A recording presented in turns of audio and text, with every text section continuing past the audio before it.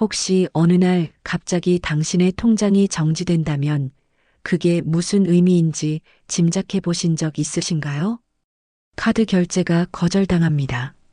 자동이체가 멈추고 월세가 밀리며 휴대폰 요금이 연체됐다는 문자가 날아옵니다. 그제야 은행 창구에 가보면 직원의 말은 너무도 차갑습니다. 죄송합니다. 고객님의 계좌는 현재 지급 정지 상태입니다. 그리고 그 순간부터 당신은 그 누구에게도 돈을 줄 수 없고 어디서도 단 한 푼도 인출할 수 없는 사람이 됩니다. 그냥 평소처럼 살고 있었을 뿐인데 정지된 건 통장 하나였지만 함께 멈춘 건 삶의 모든 흐름이었습니다. 아니, 저는 아무 잘못도 안 했어요. 그냥 제 계좌로 누가 5만 원만 보냈을 뿐인데요. 그 5만 원. 아무 의미 없어 보이던 그 입금 하나가 당신의 금융을 송두리째 묶어버리고 나아가 신용등급까지 떨어뜨릴 수 있다면 그게 요즘 대한민국에서 실제로 벌어지고 있는 일이라면 믿으시겠어요? 오늘 영상에서는 평범한 60대 중반의 남성 윤재호 씨의 이야기로부터 이 충격적인 사기의 실체를 하나씩 풀어보려 합니다. 그는 대기업에서 30년 넘게 일하고 정년 퇴직한 말 그대로 조용히 사는 사람이었습니다. 부채도 없고 범죄와는 거리가 먼 삶을 살아온 그저 평범한 아버지, 남편, 이웃이었습니다. 그런데 어느 날 그 평온한 일상이 사기 계좌로 의심됩니다. 라는 문장 하나로 무너져 버렸습니다. 그는 하루아침에 은행에서도 막히고 카드도 막히고 급기야 자식에게 용돈을 줄 수도 없는 사람이 되었습니다. 아파트 관리비가 자동이체되지 않았다는 전화가 오고 편의점에서는 결제 불가라는 알림음이 울렸습니다. 그때 그는 문득 내가 뭘 그렇게 잘못했지? 라는 생각보다 나는 왜 이렇게까지 무력하지 하는 감정이 먼저 들었다고 합니다. 이 사건은 단순히 사기의 문제가 아닙니다. 사기라는 단어는 여전히 어딘가 남의 일처럼 느껴지기도 하니까요. 하지만 이건 조금 다릅니다. 당신이 가만히 있어도 누군가가 당신의 계좌에 돈을 입금하고 그 돈이 보이스피싱에 사용되었다고 신고하는 것만으로도 계좌는 자동으로 정지됩니다. 거기에 전화 한 통이 따라붙습니다. 고객님, 이 계좌 정지 문제를 풀려면 합의가 필요합니다. 조정금만 입금하시면 바로 해제해 드릴 수 있습니다. 그 목소리는 정중하지만 내용은 협박입니다. 이제 이 사기 수법을 사람들은 통장 묶기라고 부릅니다. 예전엔 대포 통장을 만들어 팔게 하는 방식이 주였지만 이제는 대놓고 당신의 계좌를 타깃으로 삼는 시대가 된 겁니다. 이 사기는 디지털에 익숙하지 않은 어르신들을 정조준합니다. 입금 받았다고 나쁜 건 아니잖아. 전화를 받았는데 경찰이라고 하던데. 이런 판단의 틈을 노립니다. 오늘 이 영상은 누구도 피해갈 수 없는 현실을 이야기합니다. 그리고 그 안에서 우리가 어떻게 스스로를 지켜야 하는지를 진짜 사례로 알려드릴 것입니다. 윤재호 씨의 계좌는 왜 정지됐고 그 뒤에 어떤 일이 벌어졌으며 그가 결국 어떤 선택을 했는지, 그리고 그 이야기를 들은 당신은 내 통장이 멈췄을 때 어떻게 해야 하는지를 분명하게 알게 되실 겁니다. 이건 단순한 금융정보 영상이 아닙니다. 누군가의 실제 삶이 흔들린 이야기이고 우리 모두가 기억해야 할 현대의 신종사기 생존 매뉴얼입니다. 이제 그 이야기를 지금부터 시작해 보려 합니다. 영상이 시작되기 전에 좋아요와 구독 버튼을 꾹 눌러주세요. 여러분의 작은 클릭이 더 많은 어르신들의 통장을 지키는 큰 힘이 될 수 있습니다. 윤재호 씨는 올해 64입니다. 퇴직한 지도 벌써 4년이 지났고 지금은 서울 양천구의 오래된 아파트에서 아내와 함께 조용히 살고 계십니다. 하루하루가 조금 심심하긴 해도 적금 깨지 않고 살림만 잘 꾸려나가면 은퇴 이후의 삶도 그리 나쁘지는 않겠다는 생각으로 지내셨습니다.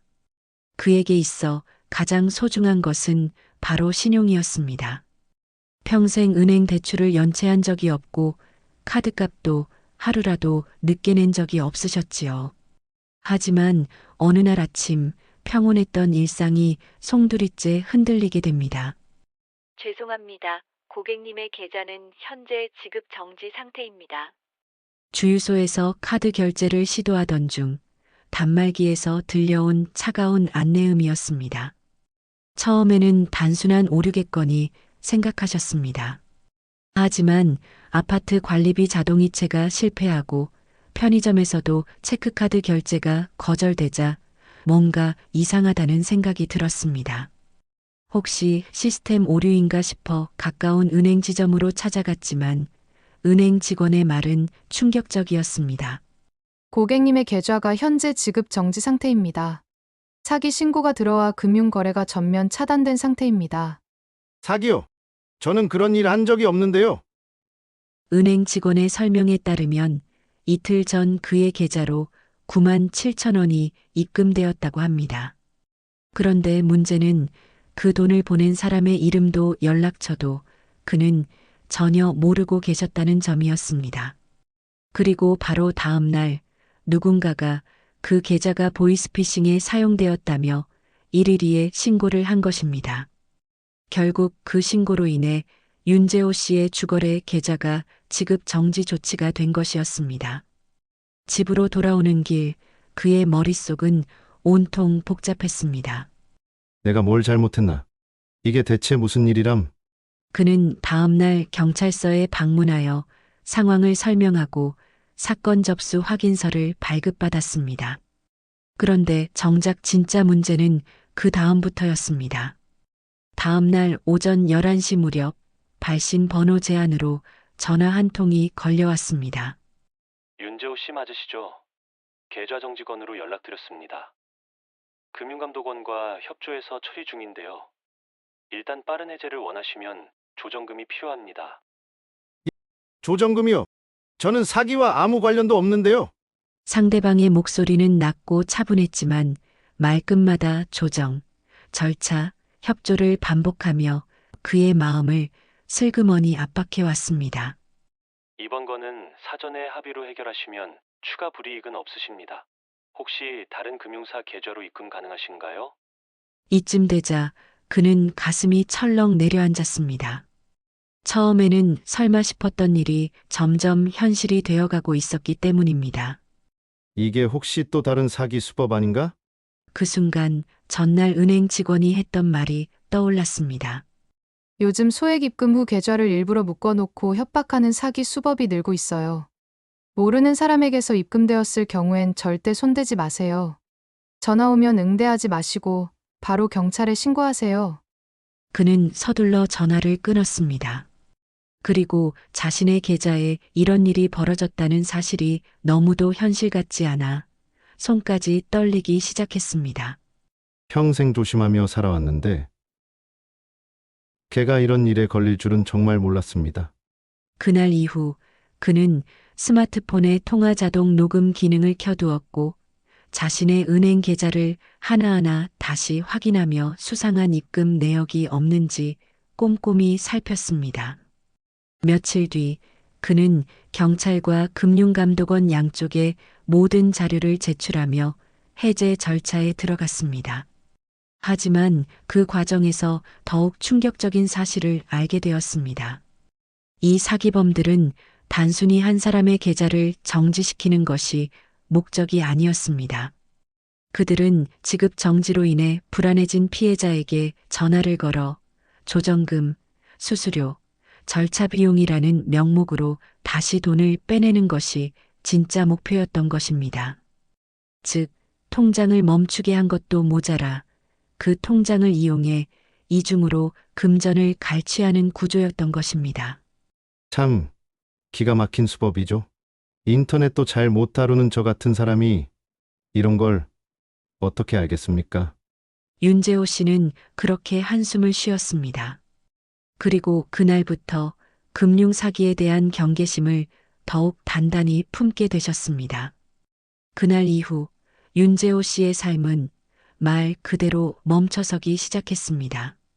주거래로 사용하던 계좌가 정지된 상태에서 할 수 있는 일은 생각보다 많지 않았습니다. 출금도 안 되고 자동이체도 멈췄고 카드도 사용할 수 없었습니다. 그동안 당연하게 여겼던 모든 금융 서비스가 단번에 끊긴 겁니다. 처음 며칠은 그저 불편하다는 생각뿐이었습니다. 하지만 그런 불편이 시간이 지날수록 깊은 파도처럼 밀려오기 시작했습니다. 아, 월세는 자동이체였지. 그 사실을 떠올렸을 땐 이미 아파트 관리사무소에서 미납 안내 전화를 받은 뒤였습니다. 관리비가 빠져나가지 않았다는 한마디에 그는 순간적으로 당황했고 동시에 얼굴이 화끈 달아올랐습니다. 이런 건 한 번도 없었던 일이었으니까요.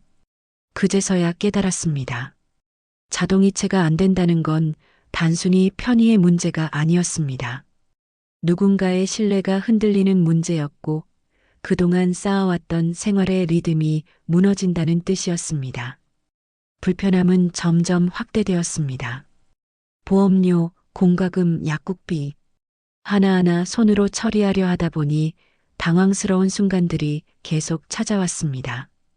백화점 카드도 쓸 수 없고 심지어 정기 배송을 신청해둔 생필품도 결제가 안 돼 중단되었습니다. 하지만 진짜 문제는 그 다음이었습니다. 계좌 정지 상태가 단기간에 끝나는 일이 아니었다는 것이죠. 은행에서는 경찰서 사건 접수 확인서를 제출하면 해제 신청은 가능하다고 했습니다. 그런데 금융감독원은 또 다른 말을 했습니다. 관련 서류와 증빙 자료가 추가로 필요하다는 겁니다. 어디는 해제 신청을 받는다고 하고 어디는 아직 안 된다고 하고 모두가 절차는 이야기하지만 지금 당장 풀어드릴게요라고 말해주는 사람은 아무도 없었습니다.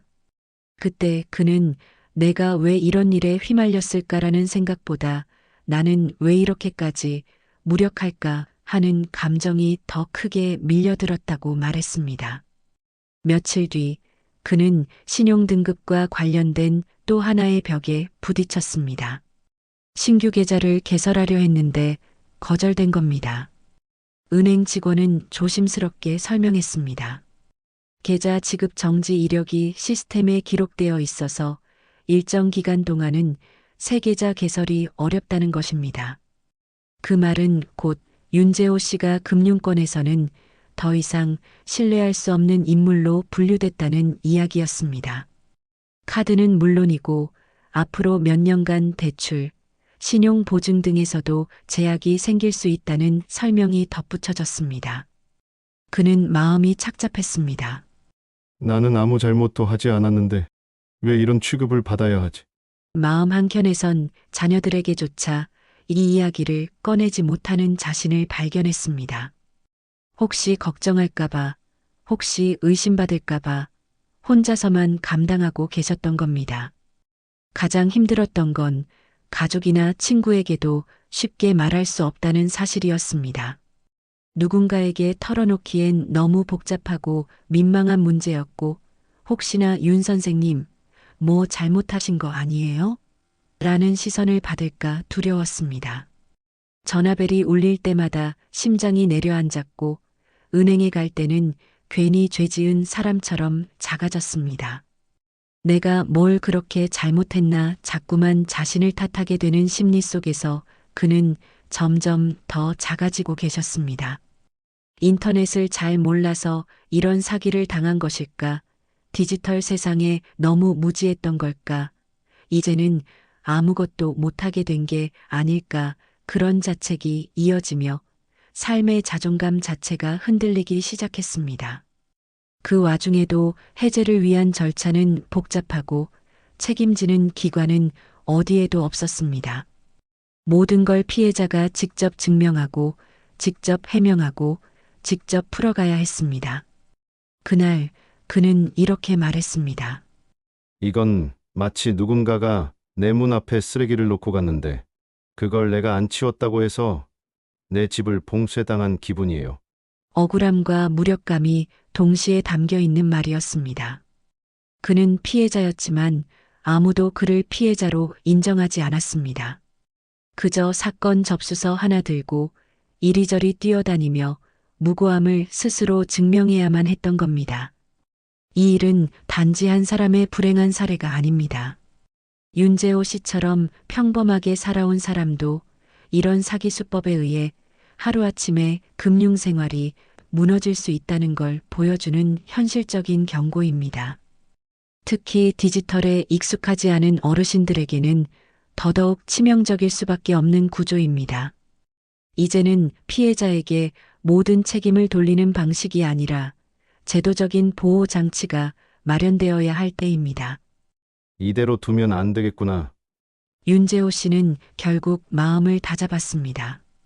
계좌 하나가 멈췄을 뿐인데 삶 전체가 흔들리는 경험을 하면서 무언가를 하지 않으면 더 깊은 늪으로 빠져들 것 같았기 때문이었습니다. 불안하고 억울한 마음은 컸지만 이제는 그 감정에 잠식되기보다는 조금씩 현실을 바로 보며 대응해야 할 때라는 생각이 들었습니다. 그는 가장 먼저 경찰서를 다시 찾았습니다. 이미 한 차례 사건 접수를 했지만 담당 수사관과 면담을 요청해 좀 더 상세히 자신의 상황을 설명하고 정식 사건 접수 확인서를 재발급받았습니다. 입금된 시점, 송금인의 정보, 자신의 이용 내역, 모든 걸 꼼꼼히 정리해 제출했습니다. 다음은 금융감독원이었습니다. 윤재호 씨는 인터넷 대신 직접 대표번호로 전화해 담당자 연결까지 기다려가며 상황을 설명했고 이후 등기로 필요한 서류를 모두 보냈습니다. 사건 접수 확인서, 계좌 내역서, 신분증 사본, 통장 사본까지 하나하나 챙겨서 보내며 자신의 계좌를 되찾기 위한 싸움을 시작한 것이죠. 그 과정에서 그는 놀라운 사실을 알게 됩니다. 자신과 같은 피해자가 하루에도 수십 명씩 발생하고 있다는 것이었습니다. 온라인 커뮤니티에는 계좌가 정지된 사람들, 지급 해제를 기다리며 발만 동동 구르는 사람들의 글이 수두룩했고 그 중에는 젊은 직장인부터 70대 노부부까지 다양했습니다. 그는 그제야 깨달았습니다. 자신이 특별히 부주의해서 겪은 일이 아니라는 걸요. 이건 누구에게나 일어날 수 있는 일이었고 무엇보다 대응을 아는 사람과 그렇지 않은 사람의 차이가 결과를 완전히 갈라놓는다는 사실을 말입니다. 그래서 그는 스스로 정보를 모으기 시작했습니다. 가장 먼저 한 건 휴대폰의 자동 녹음 기능을 켜는 일이었습니다. 처음엔 귀찮기도 했지만 금융사기 피해를 입증하기 위해선 사기범과의 통화 기록이 결정적인 증거가 될 수 있다는 걸 알게 된 뒤로는 어떤 전화든 특히 발신번호가 비공개로 뜨는 전화는 절대 그냥 넘기지 않았습니다.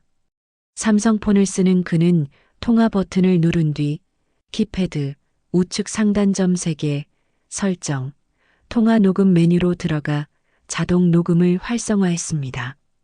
이 기능만으로도 사기범이 협박 전화를 걸어올 경우 자신의 무고함을 입증할 중요한 증거가 될 수 있습니다. 또 하나는 은행과의 커뮤니케이션 기록을 남기는 일이었습니다. 그는 통화할 때마다 날짜와 담당자 이름, 주요 내용을 수첩에 기록했고 문자나 이메일로 받은 안내도 따로 보관했습니다. 처음엔 이게 무슨 의미가 있을까 했는데 서류 낼 때마다 언제 어떤 담당자와 무슨 이야기를 했는지 기억이 안 나서 곤란할 때가 있더라고요. 그 말에는 단단한 의지가 담겨 있었습니다. 해제 절차는 생각보다 더디고 까다로웠습니다. 하지만 그는 포기하지 않았습니다. 사기와 무관하다는 것을 설명하는 글을 직접 손으로 써서 제출하기도 했고 경찰서 담당자에게 정기적으로 전화해 사건 진행 상황을 물었습니다.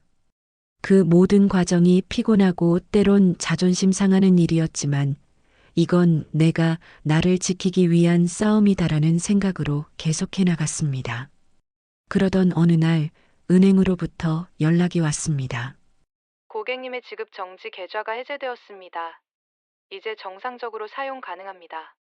그 말을 들은 순간 그는 말없이 휴대폰을 내려놓고 한참을 가만히 앉아 있었습니다.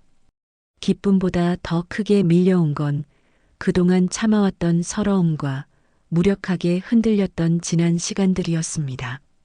하지만 동시에 윤재호 씨는 배웠습니다. 이 시대를 살아가면서 모르면 당할 수밖에 없는 것들이 있다는 거요. 그리고 그걸 막기 위해선 평범한 사람도 스스로를 지킬 수 있는 지식과 준비가 있어야 한다는 것을 말입니다. 그날 이후 그는 아내에게 통화 녹음 설정 방법을 알려주고 동네 복지관 컴퓨터 수업도 신청했습니다. 인터넷이 무섭다고 피하기만 하면 계속 누군가에게 휘둘릴 수밖에 없겠더라고요. 그는 그렇게 조금씩 다시 일어나고 있었습니다. 며칠 전 윤재호 씨는 오랜만에 예전처럼 편의점에서 카드를 꺼냈습니다. 그동안 습관처럼 해오던 행동이었지만 이번에는 조심스레 손끝에 힘을 줘야 했지요. 단말기에서 삑 하는 소리가 들리고 화면에 승인이라는 글자가 떴을 때 그는 한동안 멍하니 서 있었습니다. 아무 일 없다는 듯 결제가 된 그 순간 윤재호 씨는 문득 웃음이 났습니다. 이렇게 간단한 게 왜 이렇게 기쁘지? 그는 이제 압니다. 그 카드 하나가 단순히 물건을 사기 위한 도구가 아니었다는 거리요.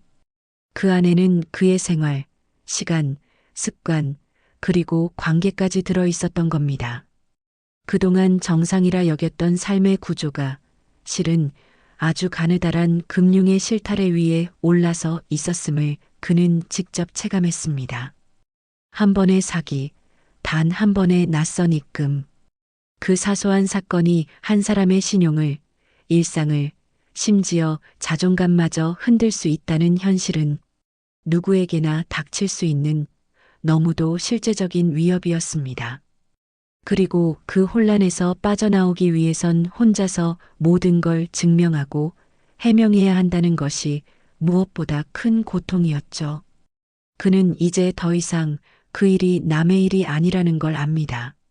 지금 이 순간에도 누군가는 자신의 계좌가 정지됐다는 문자를 받고 아무것도 할 수 없는 채 멍하니 서 있을지도 모릅니다. 어떤 어르신은 자식들에게 괜한 걱정 끼칠까봐 말도 못하고 하루하루 통장만 들여다보며 내가 뭘 잘못한 걸까 하고 혼잣말을 하고 계실지도 모릅니다. 이 영상이 그런 분들에게 작은 위로와 안내가 되길 바랍니다. 윤재호 씨의 이야기가 보여주듯 이건 부주의하거나 무지해서 당하는 일이 아닙니다.